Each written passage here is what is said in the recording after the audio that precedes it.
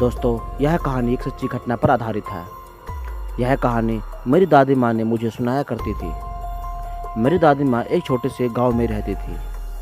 ऐसा कहा जाता है कि उस गांव में भूतिया चुड़ैल भी रहती थी। और ऐसा ही भूतिया चुड़ैल से मेरी दादी माँ का सामना हुआ था।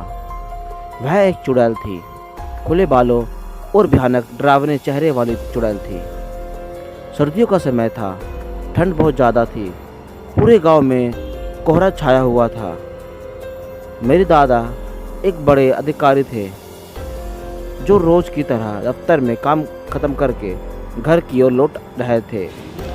घर वाले रास्ते में बाजार भी आता था, जहां मेरे दादा सामान लेने के लिए रुके और उनके बाकी शहर कर्मचारी चले गए। मेरे दादा बाजार में सामान लेने की वजह से पीछे ही रह गए।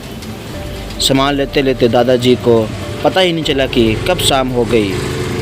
जब दादाजी ने घड़ी देखी तो पता चला कि आज तो घर पहुंचने में बहुत ज़्यादा देर हो जाएगी।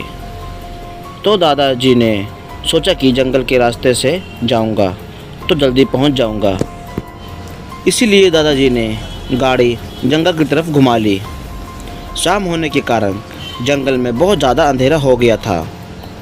दादाजी तेज़ स्पीड से गाड़ी चला रहे थे। तभी उनके सामने एक औरत आ गई। औरत को देखते ही दादाजी तुरंत गाड़ी रोक दी। दादाजी ने औरत की तरफ देखा तो वह औरत बहुत ज़ोर ज़ोर से रो रही थी। दादाजी को लगा कि यह किसी मज़दूर की पत्नी होगी जो रास्ते में भटक गई है।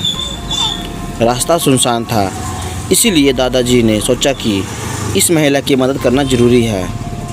उन्होंने महिला से पूछा कि वह इस जंगल में अकेले क्या कर रही है। महिला ने कोई जवाब नहीं दिया और ज़ोर ज़ोर से रोने लगी। ऐसा लग रहा था कि सारा जंगल उस महिला के रोने की आवाज़ से गूंज रहा है। दादाजी ने पूछा कि आपका घर कहाँ है। फिर भी वह महिला कुछ नहीं बोली। दादाजी ने उसे बोला कि तुम मेरे साथ मेरे घर चलो। जिसके बाद वह दादाजी के साथ चलने के लिए मान गई और दादाजी के पीछे वाली सीट पर बैठ गई। गांव में घूंघट डालने का रिवाज होता है, जिसके कारण उस महिला ने भी अपने सर पर घूंघट ओढ़ रखे थे और उसका चेहरा ढका हुआ था। फिर दादाजी घर की तरफ निकल गए। घर पर सभी दादाजी का इंतज़ार कर रहे थे। जैसे ही सबने गाड़ी की आवाज़ सुनी तो भागकर दादाजी के पास गए। जब सभी परिवार वालों ने उस महिला को देखा तो दादाजी से पूछा। तभी दादाजी ने जंगल वाली पूरी बात बताई और कहा कि अब यहीं खाना बना लेगी। लेकिन दादी माँ को उस महिला पर शक हो गया। दादी को लगा कि यह कोई चोर है जो घर का सामान चुरा कर भाग जाएगी। दादी माँ ने उसे रसोई में जाकर खाना बनाने के लिए कहा, जिसके बाद वह महिला बिना कोई जवाब दिए रसोई की तरफ चल गई। रसोई का सारा सामान रखने के बाद दादी माँ ने कहा कि सबको भूख लगी है, इसलिए तुम जल्दी खाना बना लो। दादी माँ ने उसे रसोई में भेज तो दिया, लेकिन उनका मन अभी भी शांत नहीं था। 10 मिनट बाद दादी माँ रसोई में पहुँची तो देखा कि अभी वह महिला मछलियाँ बैग में से निकाल रही है, जिसको देखकर दादी माँ को और भी गुस्सा आया और उन्होंने बोला कि तुमने अभी तक खाना बनाना शुरू ही नहीं किया। कब खाना बनेगा और कब सब लोग खाएंगे। उस महिला का चेहरा अभी तक ढका हुआ था, इसलिए किसी ने उसका चेहरा अभी तक देखा ही नहीं था। दादी माँ ने उसका चेहरा देखने की कोशिश की, लेकिन उसका चेहरा नहीं देख पाई। तभी दादी माँ ने बोला कि अगर ज़रूरत हो तो बुला लेना। फिर भी वह महिला कुछ नहीं बोली। दादी माँ सोचने लगी कि शायद अनजान लोगों की वजह से यह झिझक रही है। जिसके बाद दादी माँ वहाँ से चली गई। कुछ देर बाद रसोई में से अजीबोगरीब आवाज़ें आ रही थी। फिर 10-15 मिनट बाद दादी माँ रसोई में आई तो रसोई का नज़ारा देखकर दादी माँ बहुत डर गई। उनके पैर वहीं जम गए।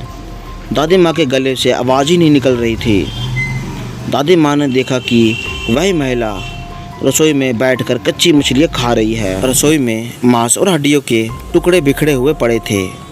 उस महिला का घूंघट भी सर पर नहीं था और उसका चेहरा बेहद डरावना, लंबे लंबे काले बाल, बड़े नाखून और चुड़ैल थी। वह चुड़ैल मछली खाने में मगन थी। इस कारण दादी माँ पर उस चुड़ैल का ध्यान ही नहीं गया। दादी माँ से चिल्लाई भी नहीं गई। दादी माँ को लगा कि यह और ज़्यादा भयानक ना हो जाए। दादी माँ ने एक थाल उठाया और वह चूल्हे में से जलता हुआ कोयला लेकर उस चुड़ैल की तरफ दौड़ पड़ी। दादी माँ ने कोयला उस चुड़ैल पर फेंक दिया। आग की वजह से वह चुड़ैल ज़ोर ज़ोर से चिल्लाने लगी। चुड़ैल की आवाज़ सुनकर सारा घर इकट्ठा हो गया। चुड़ैल को आग दिखाकर घर से बाहर निकल गया। चुड़ैल की आवाज़ इतनी तेज़ थी कि आसपास के सभी लोग अपने अपने घरों से बाहर आ गए और सभी ने चुड़ैल को देखा। चुड़ैल लोगों को देखकर गांव जंगल की तरफ चली गई। पूरे गांव के लोग चुड़ैल को देखकर काँप रहे थे और सभी मेरे दादी माँ की प्रशंसा कर रहे थे, जिन्होंने उस समय पर चुड़ैल को आग से भगा दिया। और सभी गांव वाले कहने लगे कि यदि चुड़ैल को नहीं भगाया जाता तो वह पूरे गांव को लोगों को ख़त्म कर देती। दोस्तों, आपको यह कहानी कैसी लगी हमें कमेंट करके ज़रूर बताना।